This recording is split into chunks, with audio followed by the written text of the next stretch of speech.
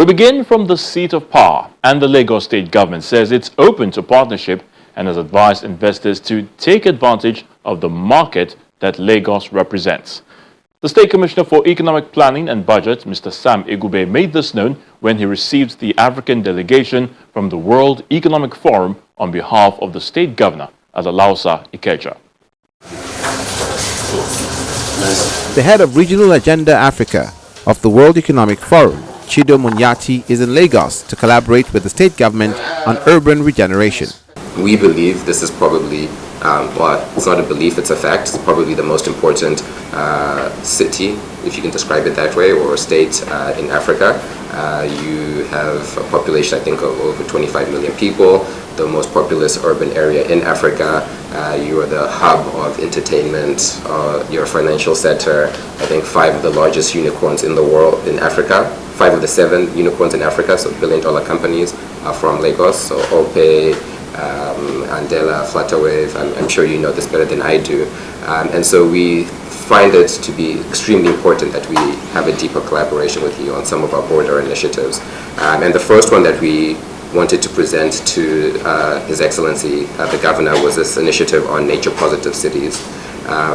At the World Economic Forum, we have various centers, so we have about 10 different centers working deeply on systemic issues. One of them is urbanization, which I think is pretty important to Lagos, considering you're the most populous urban center in Africa, and your growth and development will need to be shaped in a way that I think also mitigates some of the climate challenges. And so this initiative, we wanted to present it to His Excellency. One, to see if the border state government would be interested in collaborating on this public-private partnership. But importantly, we also wanted to invite His Excellency to join the commission. So this commission will include, for example, the mayor of Osaka in Japan, the Minister of State for Xi'an in China. Xi'an is one of the most important ports in China, so I think there would be some good synergies and best practice sharing with the Minister of State and Lagos. And then obviously there will be other sort of notable governors or mayors. Every country has a different distinction, but obviously we would want to propose this to His Excellency as potentially joining. So what is this Nature Positive Cities initiative? Basically, it's thinking through urban resilience, urban regeneration, and urban expansion, but looking broadly at the border ecosystem, so at housing, transportation, and some of the other challenges that cities do face. And so there are 3 reasons why we think this is an interesting idea. One is the urgency of addressing cities and the unattainable relationship. Lagos understands its role not only for development, but as a national asset, which is why the state government welcomes partnerships from all sides. When we operate in Lagos, we have Nigeria in full view.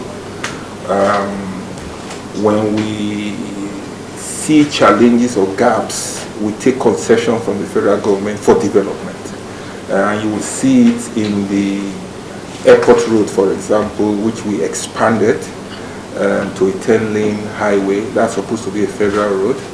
You will see it in the Badagry Expressway that we made a 10-lane highway and putting in a rail smacking between to develop more in a more accelerated manner. It's a big mega city, and therefore we must be strategic in the way we coordinate our investments. We currently are developing our capacity.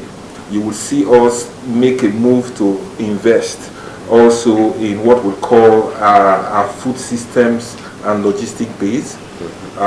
Once it is completed, we'll hold probably the large single cold storage and dry storage in the continent in one point. I think the idea for it is to be able to stimulate production up country and therefore leave people to participate from wherever they are and take advantage of the markets that Lagos presents. Issues of resilience, right, and urban renewal is so important to us. It's why we were the first in Nigeria, and I think in the West African sub-region, to have a dedicated resilience office, basically looking at the statewide resilience strategy approach and then monitor it from a performance standpoint.